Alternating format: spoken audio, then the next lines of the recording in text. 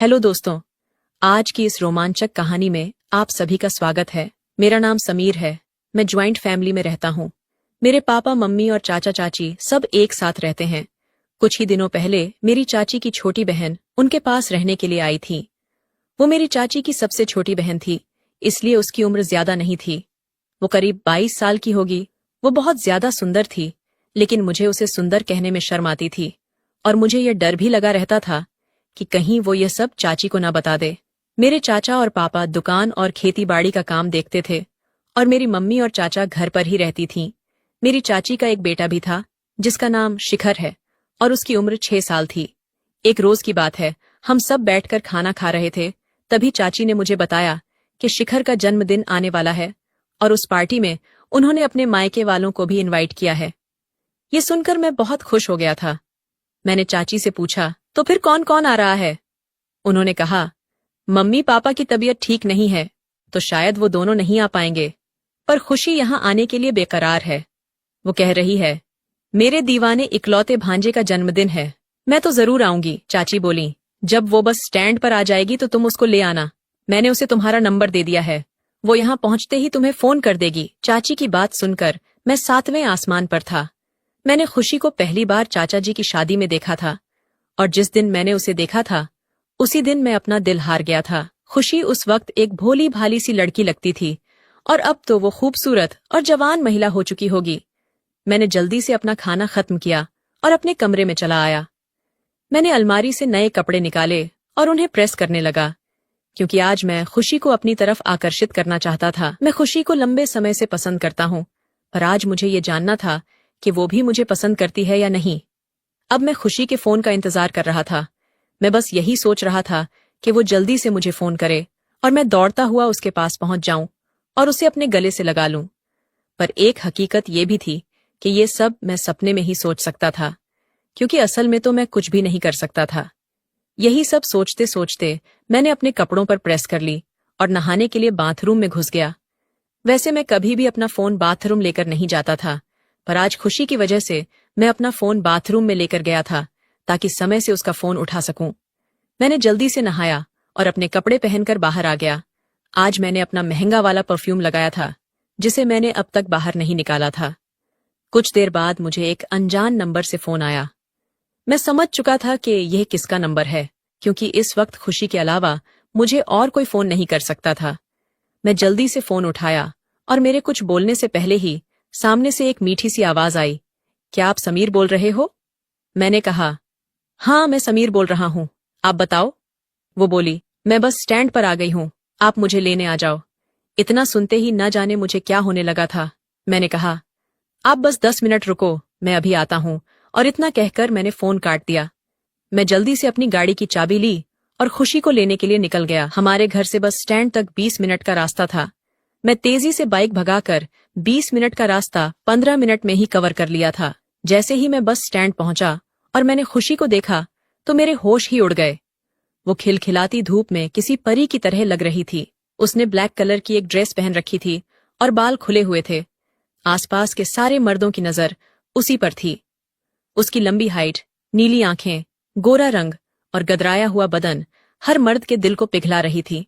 मैंने ऐसी खूबसूरत बला आज तक नहीं देखी थी। मैं जल्दी से उसके पास पहुंच गया और बस उसे ही देखता रहा। वो दूध से भी ज्यादा सफेद थी।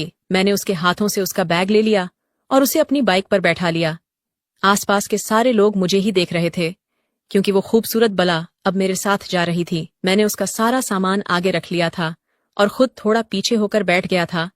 मैं बाइक चलाते वक्त जानबूझकर बार बार ब्रेक लगा रहा था। मैं जब भी ब्रेक लगाता था तो उसके गर्म उभार मेरी पीठ पर लगते थे।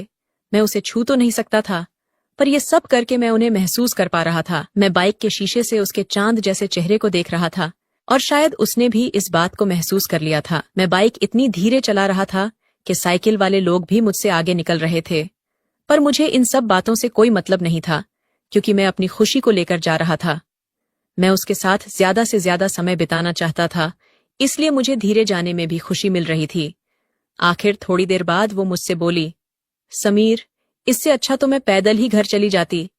मैंने मजाक में उससे कहा, मैंने कुछ ही दिनों पहले ड्राइविंग सीखी है, इसलिए अभी थोड़ा डर लग रहा है। मेरी बात सुनकर वो हंसने लगी वो हंसते हुए और भी ज्यादा खूबसूरत लग रही थी। और इसी तरह बातें करते करते हम दोनों घर पहुंच गए। चाची अपनी बहन को देखकर बहुत ज्यादा खुश हो गई थीं।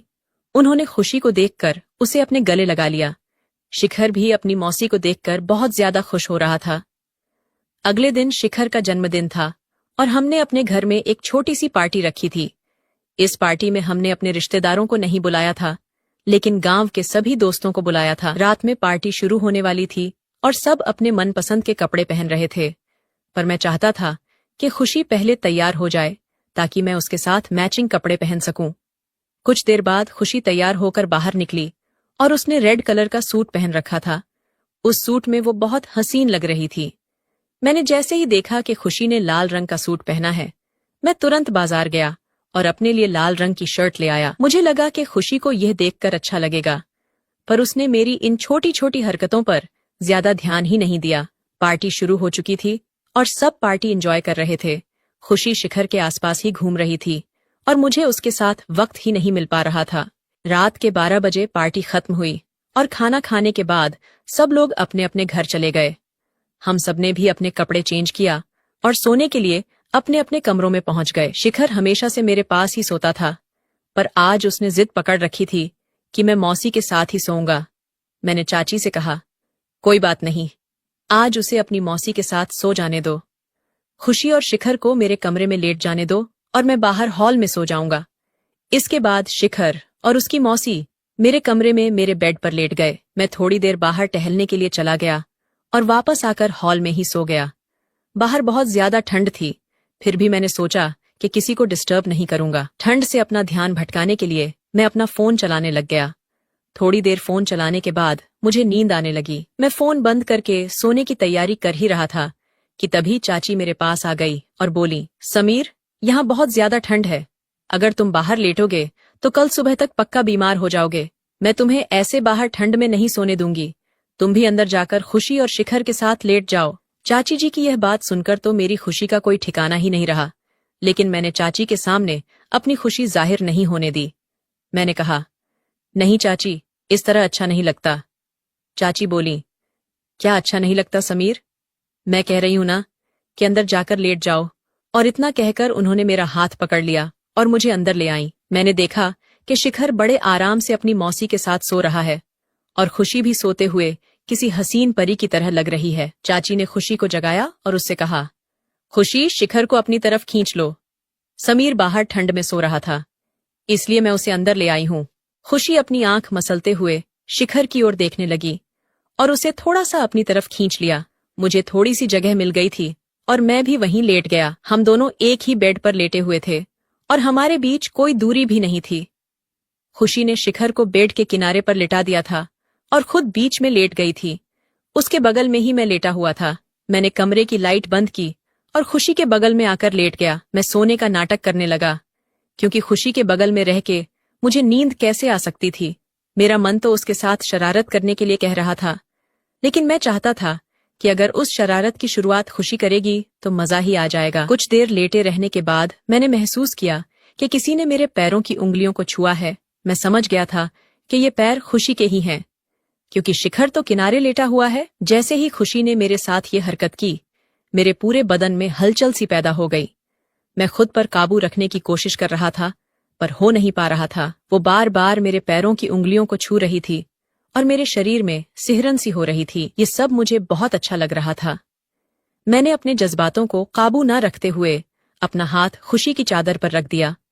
मैंने ये सब इस तरह से किया था कि उसे ऐसा लगे कि मैं नींद में हूं। कुछ देर बाद मैंने हाथ उसके हाथ पर रख दिया, पर अचानक से न जाने क्या हुआ, उसने मुझे लगे लगा लिया। जैसे ही उसने मुझे गले लगाया, वैसे ही मेरे पूरे शरीर में करंट दौड़ गया।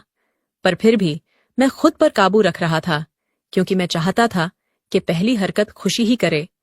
पर कुछ देर बाद वो भी खुद पर काबू नहीं कर पाई और हरकत कर बैठी। उसके बाद मैं भी अपने सारे होश खो बैठा। खुशी ने मुझे वो सुख दिया था जिसका मैं बेसब्री से इंतजार कर रहा था। मुझे खुशी ने सबसे बड़ी खुशी दे दी थी। हम सारी रात एक जगह सोते रहे और अगले दिन उसे वापस अपने घर जाना था। मैंने जैसे तैसे करके चाची को मना लिया और खुशी को 1 हफ्ते के लिए रोक लिया। हम दोनों ने 1 हफ्ते तक बहुत मजे किए और उसके बाद वो अपने घर चली गई। मैं खुशी को भूल नहीं पा रहा था, क्योंकि कुछ ही दिनों में खुशी ने मुझे वो सुख दिया था जो मुझे आज तक नहीं मिला। मैं हमेशा के लिए उसे अपना बनाना चाहता था। इसलिए मैंने चाची के परिवार से हमारी शादी की बात कर ली। मेरी अच्छी नौकरी की वजह से उनके घर वालों को हमारे रिश्ते से कोई दिक्कत नहीं हुई और किसी ने कोई ऐतराज नहीं जताया। 1 महीने के अंदर हमारी शादी कर दी गई और मैं खुशी को अपनी पत्नी बनाकर अपने घर ले आया। कमेंट करके जरूर बताइएगा कि आपको ये कहानी कैसी लगी।